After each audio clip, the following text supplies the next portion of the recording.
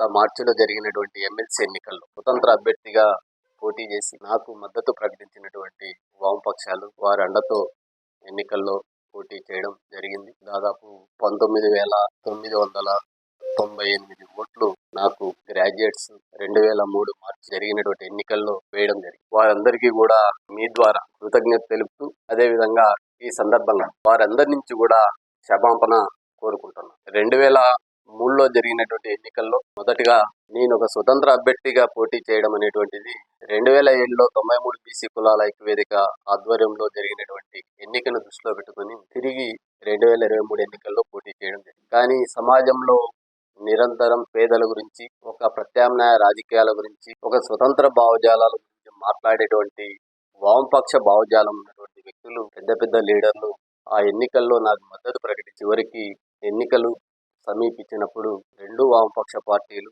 వారి అనుబంధ సంఘాలు టీడీపీకి మొదటి ప్రాధాన్యత నన్ను ఓడించి టీడీపీని గెలిపించి వామపక్ష నాయకులు ఉత్సవాల్లో భాగస్వాములయ్యారు.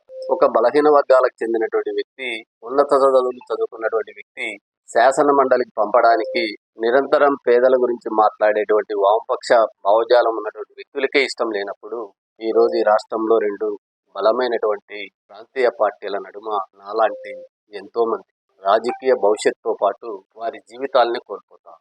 దీన్ని ముందుగా మీ దృష్టికి తీసుకొస్తా ఉన్నా. ఇంకా నా ఊపిరి ఉన్నంత వరకు నేను 95-98లో అన్యాయానికి, అక్రమాలకు ఎస్కే యూనివర్సిటీ వేదికగా ఏ విధంగా ఉద్యమం చేపట్టానో నిజాయితీగా ఆ రోజు నా దగ్గర 10 రూపాయలు. కానీ బలమైనటువంటి అనంతపూర్ జిల్లా, రాయలసీమ జిల్లాలోని కరుడుగట్టిన ఫ్యాక్షనిస్టులను కూడా తరిమి కొట్టడం జరిగింది. ఆ రోజు ఎవ్వరికి భయపడినటువంటి పరిస్థితి లేదు. ఆ నిజాయితీ ఉద్యమం ద్వారానే అది సాధ్యం. అదే నిజాయితీ ఈ రోజు నాలో ఉంది. నేను ఎక్కడా కూడా నిజాయితీని కోల్పోలేదు.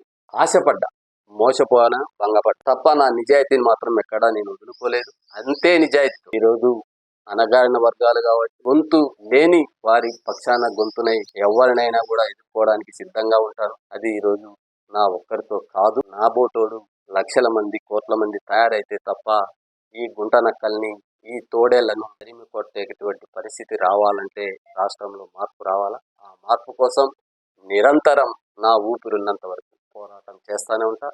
అవసరమైతే రేపు రాప్తాడ్ నుంచే స్వతంత్ర అభ్యర్థిగా కూడా బరిలో ఉండడానికి నిర్ణయించుకొని నా ఓటు నేను వేసుకోవడానికే. ఎందుకంటే నేను రాప్తాడ్ నియోజకవర్గంలో ఉన్నాను కాబట్టి, ఇక్కడ కూడా ఈ గుంట నక్కలకి, తోడేలకి నా ఓటు వేయలేను కాబట్టి నా ఒక్కనితోనైనా మార్పు కావాలా, రావాలా అని కోరుకుంటూ నేను కూడా ఇంటికి పరిమితం అయితే బయట చాలా మంది చాలా కూతలు కూస్తున్నారు. ఎన్నికల్లో దాదాపు కోట్ల రూపాయలు వసూలు చేసుకున్నాడు, లగ్జరీగా ఉన్నాడు. ఆయనకేం ప్రతి ఎన్నికల్లో పోటీ చేస్తే కోట్ల రూపాయలు ఆయన ఖాతాలోకి వస్తాయి. ఆయన ఇది ఒక వ్యాపారంగా పెట్టుకున్నాడు. వారందరికీ కూడా నేను కృతజ్ఞత తెలుపుతున్నా. ఎందుకంటే అంత నమ్మకం నా మీద పెట్టుకున్నాడు. ఈరోజు నేను మీ ద్వారా బహిరంగంగా నా అప్పులన్నీ తీర్చి నాకు 1 కోటి రూపాయలు నగదిస్తే ఎక్కడ సంతకాలు పెట్టుకొని మీరు చెప్పిన నా ఆస్తులన్నీ కూడా